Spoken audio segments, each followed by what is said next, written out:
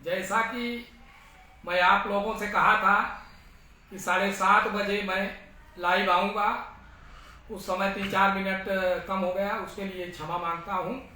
सभी बड़ों को प्रणाम तथा युवाओं को जो हमारे कर्णधार मेजा के हैं और भारत के हैं उनको आशीर्वाद लगा है भगवान रंग चढ़।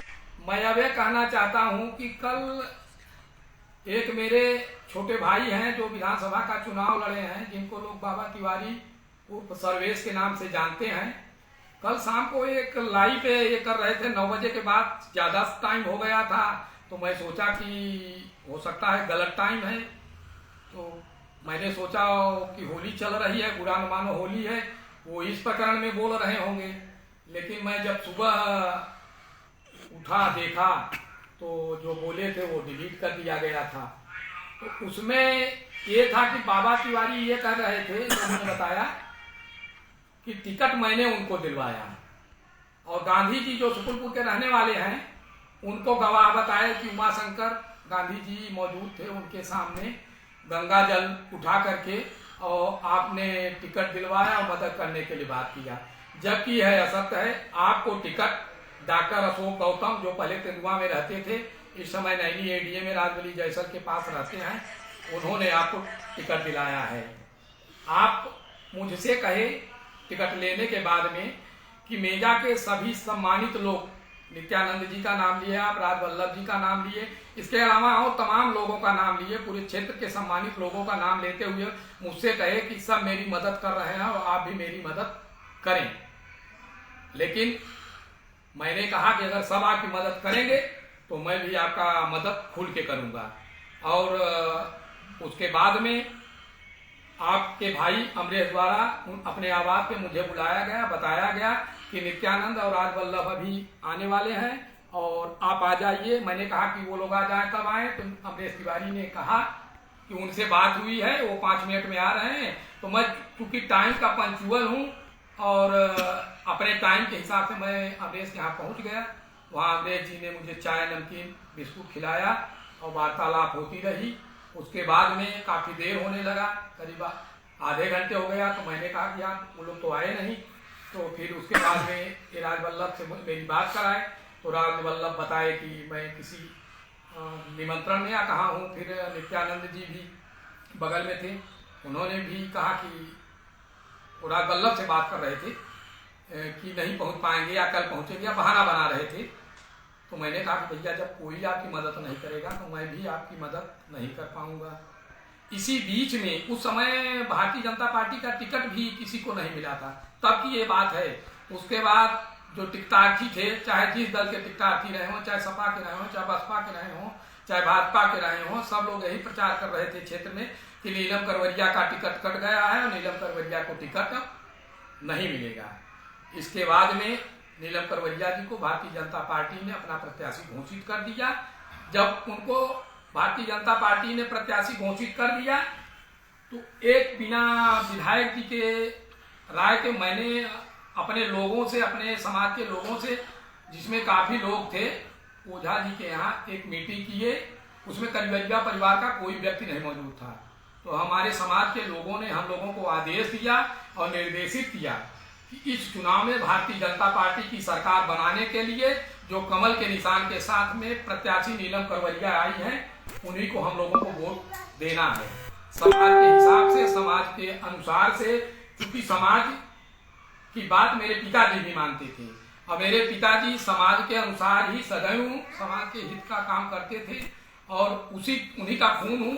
तो बातें और मेरे अंदर भी हैं। हम लोग समाज के ही हिसाब से चलते हैं।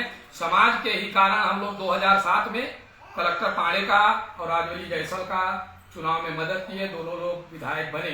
ये समाज का ही निर्देश था। राजबली जयसल भले हरिजन सीट से थे, भले हरिजन जात के थे, लेकिन समाज के लोगों का राय था कि हम लोगों को इस परिस्थिति में, उस समय भारतीय जनता पार्टी हाशिया पे चली गई थी, तो लोगों ने बताया कि हमें हाथी का, बीएसपी का मदद करना चाहिए। हम लोगों ने दोनों विधानसभा में, कच्छना में और कोरांव में, मेजा उस समय विधानसभा का, कोरांव नहीं था, तो दोनों में मदद की और दोनों प्रत्याशी हमारा जीत गए।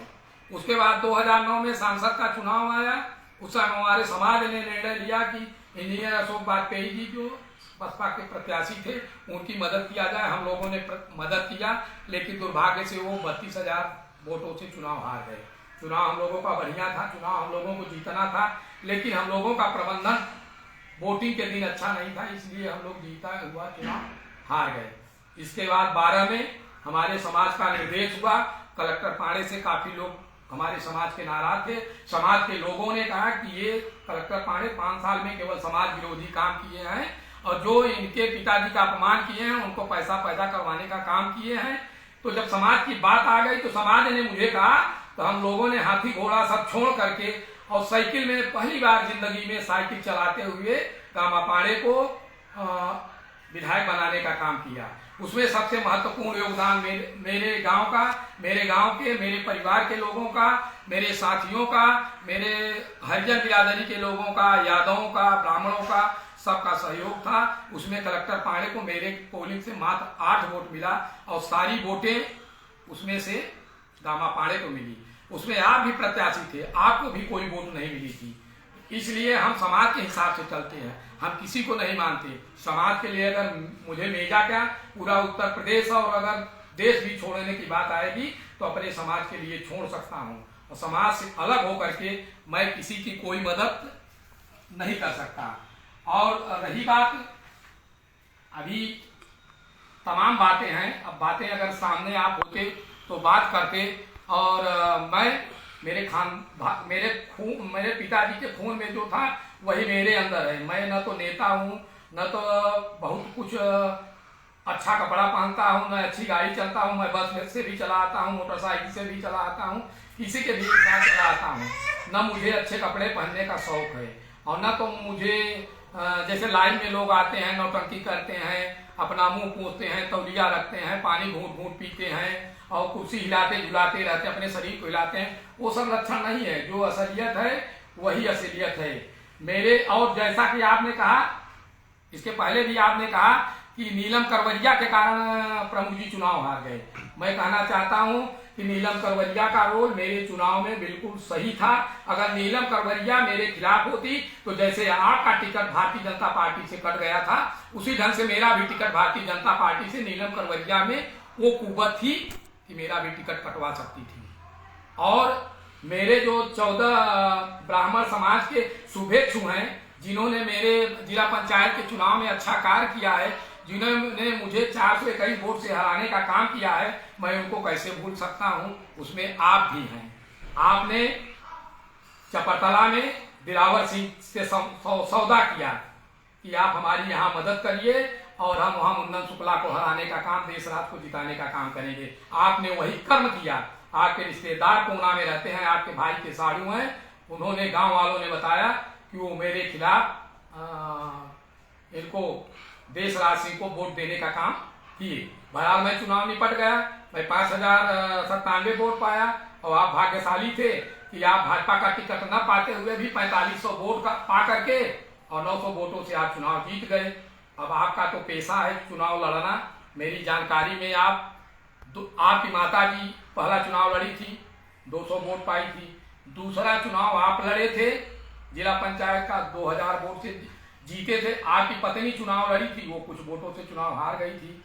उसके बाद भी मैंने कई बार आपको समझाने का प्रयास किया। आप विधायकी का चुनाव भी बीच में लड़ लिए, कांग्रेस से 10,500 वोट पाए। तब भी मैंने आपको समझाने का प्रयास किया था कि बाबा तिवारी, आप गलत रास्ते पे जा रहे हैं। जब आप विधायकी का चुनाव लड़ रहे हैं तो आपको जिला पंचायत का चुनाव नहीं लड़ना चाहिए।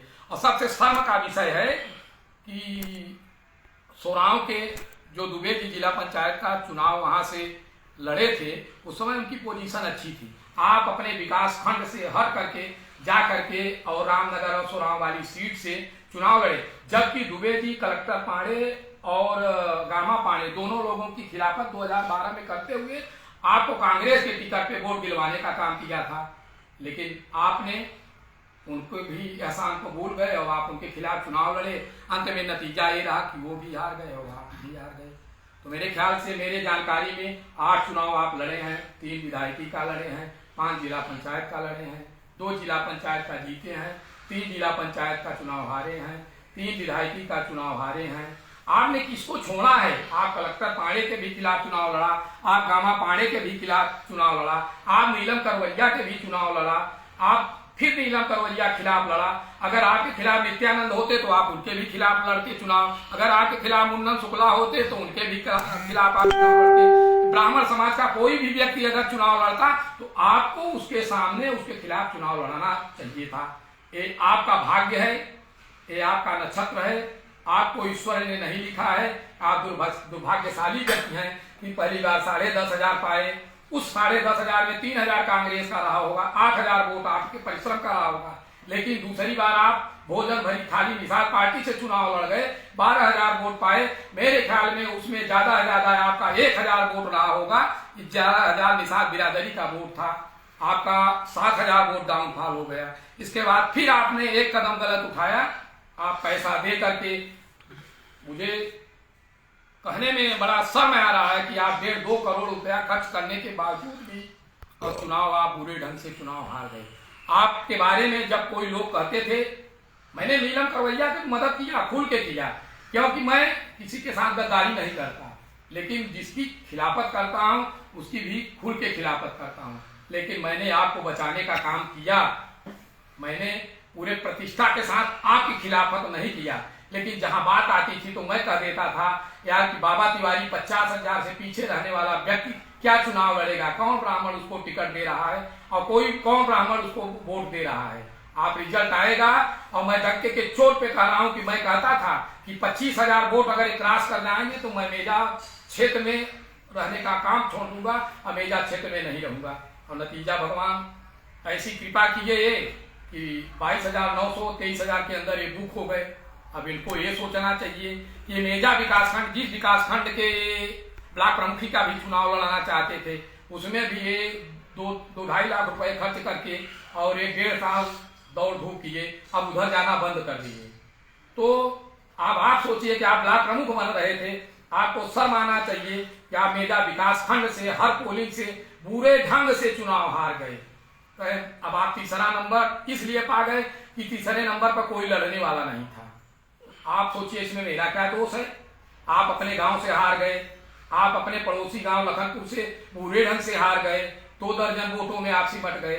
आप अपने गांव से बूथ हार गए, समाजवादी पार्टी फर्स्ट पर रही और भाजपा आप में 2-4 वोट का अंतर रहा। आप खुद में हार गए, आप भड़ौरा हारे, चपरतला हारे, नेवड़िया हारे, अखरी हारे, अमोरा हारे, दिलौहा हारे, बधवा हारे, बरसैता हारे, कोना, सिंहपुर, भटौती, डांडी, भसूंदर और धरावल, सिरखड़ी, तिगजा, खौर, तेंदुआ, मरहा, अमोरा और मेजिया, अहिरंगपुरा, दरी, सुकाट और लच्छक का पूरा, इन सारे गांव को आप उसकी जरार, ऐसा कोई गांव नहीं बचा, लोटाड़ कोई भी गांव नहीं बचा। यहाँ तक कि आपका गांव जो विजय कला कहा जाता है, वहां भी आप विजय नहीं प्राप्त किए। इसमें मुन्नन शुक्ला का क्या दोष है? इसमें आपके कर्मों का दोष है? आप बताइए। आप अभी घड़ियालू आंसू उरुआ विकास खंड के नाम पे बहा रहे थे। जरा याद करिए ईमानदारी से, अगर आपके बच्चे सामने हो तो उनको खड़ा करके याद करिए कि क्या आपने आशीष मिश्रा से उनकी मदद करने के लिए बीडीसी भी नहीं थे और आपने 5 लाख रुपए नहीं मांगा था। मैं इस पे उठा सकता हूँ, गंगा जल उठा सकता हूँ और आशीष मिश्रा से उठवा सकता हूँ, वो भी मौजूद थे कि वो बताएं कि उन्होंने नहीं मुझसे कहा है। अभी आज भी सुबह मैंने कहा है ये बात मैं लाइव में कहूंगा, और अगर जरूरत पड़ी आप इनकार किए तो आपसे भी गंगा जल उठवाने का काम करूंगा। आप किसके सगे हैं आपको मालूम होगा। नीलम करवैया के सामने जो अनिल पांडे हमारे रिश्तेदार हैं, उनकी ट्रैक्टर की एजेंसी है। याद करिए रात का समय था, चुनाव ब्लॉक प्रमुख के चुनाव की बेला थी, और आपने मुझसे कहा कि भैया इससे कुछ पैसा दिलवाइए गंगा से। हमने कहा आप बेवकूफ आदमी होगा, एक प्रमुखी का चुनाव लड़ रहा है तो वैसे मर चुका है, 1.5-2 करोड़ खर्च कर दिया, ऐसे पैसा कहाँ से आपसे दिलाए? तो आपने कहा नहीं भैया चुनाव लड़ना है और दिलवाइए। हमने गंगा से कहा यार कि बाबा तिवारी को कुछ पैसा दे दीजिए, तो गंगा 50,000 रुपया आपको देने के लिए निकाले। आपने मना कर दिया क्या भैया 50,000 रुपया लेंगे। तब मैंने गंगा को समझाया कि यार बड़े नेता हैं, बाबा विधायक स्तर के नेता हैं और 2 बार विधायकी का चुनाव लड़ चुके हैं, हमारे क्षेत्र के बहुत बड़े नेता हैं, इनके घर जाइए, चाय पीजिए और सार्वजनिक बात न करिए और इनको हिसाब से पैसा दे दीजिए। तब उन्होंने आपको 1 लाख रुपए दिया और रात में आप उनके साथ गए। तो आप बताइए कि मेरा क्या दोष है? मुझे आप कहाँ लड़ाई में थे? आप पटेल जी संदीप जो विधायक हुए हैं उनसे तो आप 56,000 पीछे हैं, और नीलम करवरिया जी जो दूसरी स्थान पे थी उनसे आप 52,000 पीछे हैं। यार 52 और 56,000 पीछे वाले की मदद किया जाता है क्या? मरने वाले को ऑक्सीजन दिया जाता है? जो आदमी मर गया उसको ऑक्सीजन दिया, जिंदा आदमी को ऑक्सीजन दिया जाता है। आपका चुनाव तो वेंटिलेटर पर था, आप ऑक्सीजन भी चढ़ाने लायक नहीं थे।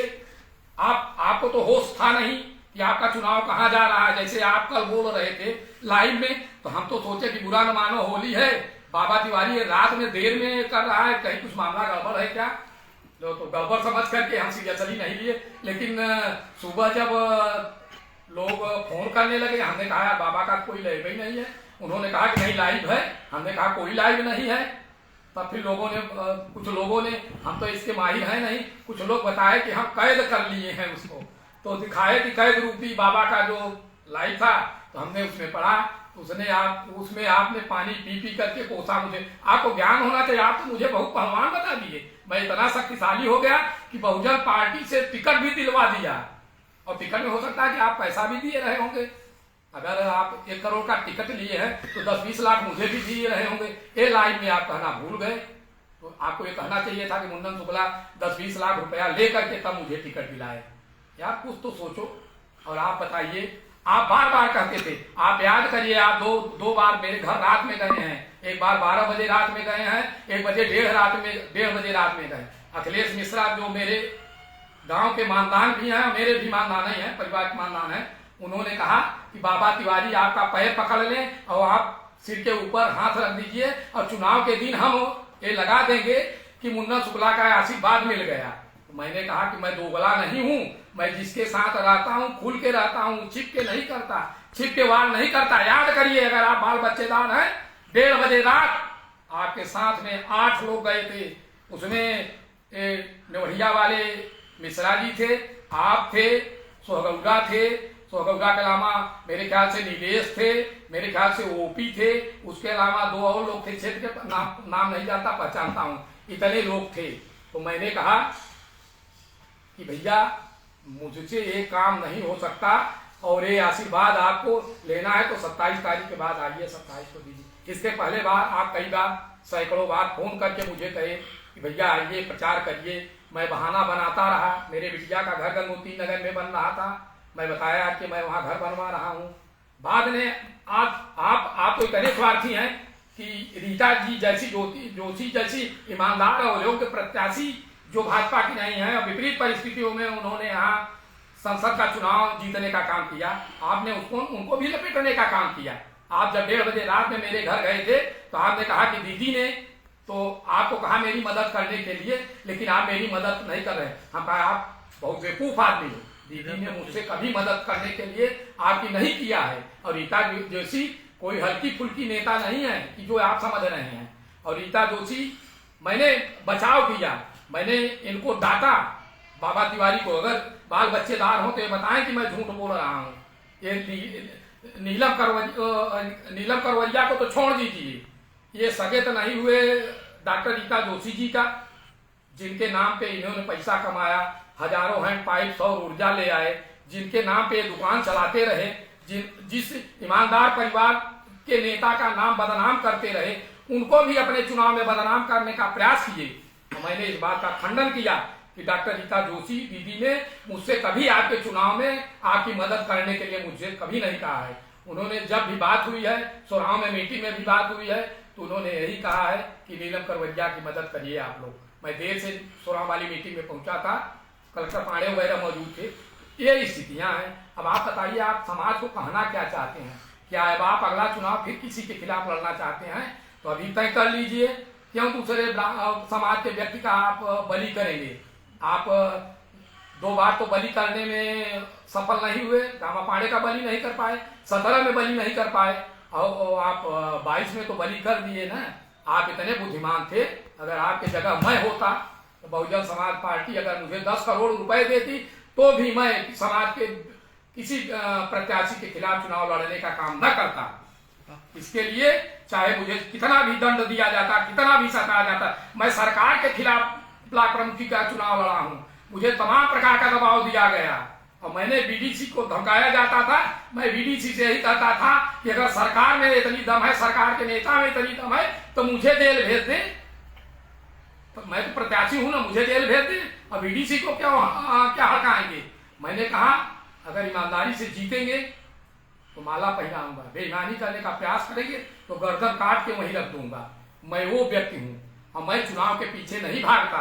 मैं जिला पंचायत का चुनाव सीरियसली नहीं लिया, मेरा घमंड मुझे हराया है। मैं चुनाव नहीं हारा हूँ और अगर किसी को गुमान है तो आज के डेट में चुनाव करा करके और तय करके दिखा दे कि अगर मैं उसको चुनाव में दूने वोटों से न हराऊं तो मेजा छोड़ के चला जाऊंगा, चाहे जो हो, चाहे जिस पार्टी का व्यक्ति हो।